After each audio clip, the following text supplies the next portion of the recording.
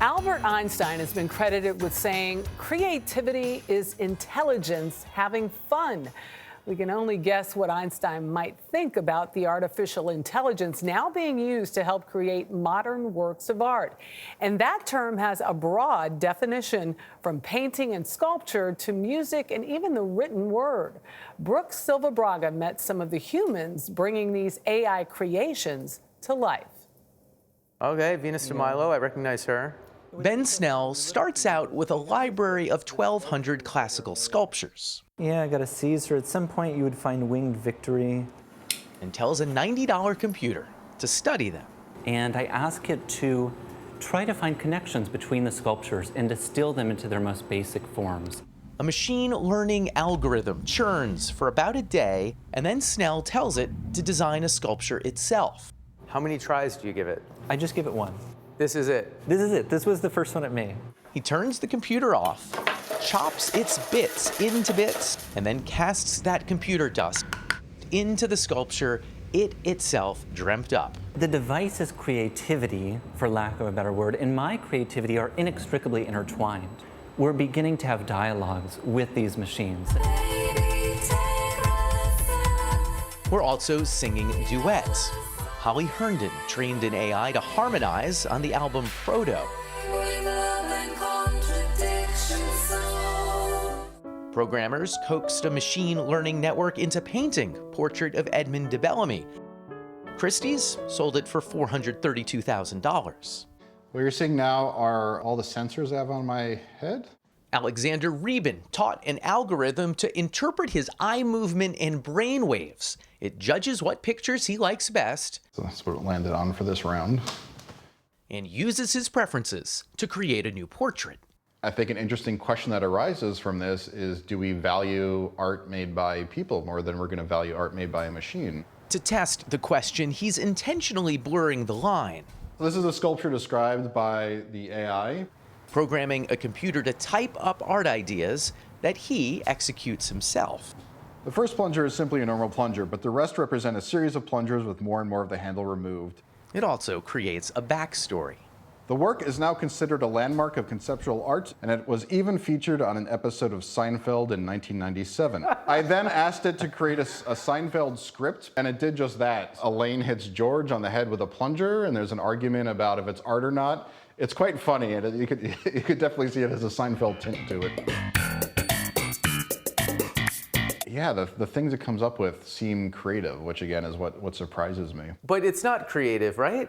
Or is it? It's a good question. I mean, it's a kind of a philosophical question. Probably doesn't have imagination, but maybe it has something different that we don't even have a name for. Maybe it has a different way of thinking. And here I am talking right now like it has this or it does that. Even knowing these systems, I find myself, putting animal-like or human-like attributes into them. Artists emphasize that general artificial intelligence, an independent conscious machine, that's a long way off. For now, machine learning networks simply find patterns in existing work and, with human help, spit out a variation on the theme. It's like we have found a way to get a bunch of stuff that humans did and give it hands so it can type, or give it a mouth so it can talk. What would this pile of screenplays type if it were able to type a screenplay? Oscar Sharp has directed 4 short films written by an AI. What are you doing? I don't want to be honest with you. You don't have to be a doctor. I'm not sure. But when Sharp trained his AI writer on action films for the forthcoming Bobo and Girlfriend, what came out was mostly a commentary on what went in. Turns out, though, when you turn on the machine that you've trained on lots of action movies, it spits out white-hot misogyny. All of the dudes doing all this super tough guy stuff and, blowing things up and killing people. And the female lead doesn't even get a name. Yeah, Bobo basically assaulting this woman whose name is literally girlfriend. Hey, girlfriend. This is one of the big concerns about this technology, though, right? It just reflects back humanity, and maybe humanity needs to be improved upon. It's a fairground mirror that shows us ourselves, and it exaggerates things that we maybe were ignoring. The machines aren't just training on human art, but being trained by human engineers. Are they artists now? Enter the human lawyers. If you make an algorithm that can produce paintings, and I use the algorithm to produce a painting, whose painting is it? It might be both of ours. Harvard Law's Jessica Fjeld points to the case of that Edmund de Bellamy painting. made and sold by the French art collective Obvious, using a toolkit made by American teen Robbie Barrett. They did not credit me, and I was not mentioned, and I didn't get any of the money. As a legal matter, does Robbie Barrett have a claim to any of that money? This is all in dispute right now. Does he have an argument that he's entitled to a portion of the ownership of that work? Yes.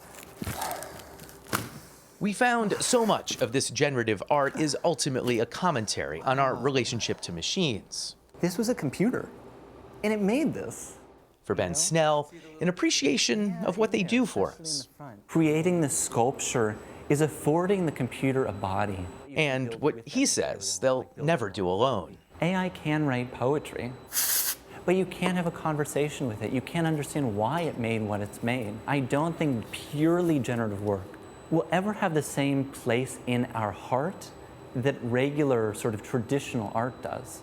In the tradition of the Greek god who mutilated himself and was reborn as a tree, Snell named the sculpture Attis. For CBS This Morning, Saturday, Brook Silva-Braga, New York. I actually shot a story of a computer that wrote a musical in London. It never aired. Yeah, one of the computers in this story did too, Yeah. but I'm not sure they make a whole lot of sense. I feel like it's this round circle conversation, as they were saying, and if you created the technology that then makes the beautiful art, whose is it, all of that. Should we just make the remaining 45 minutes of the show a discussion It could on be, that? right? We could just keep going around like could. meta style, yeah. It could. Maybe the AI Tony could and join Brian us. would love that. Yeah, that right? would be Don't you good. think? I like The that. movie part of that was fascinating. Yeah. About all the violence, and then all of a sudden the girl has no name. You know what? Actually, maybe they're onto something.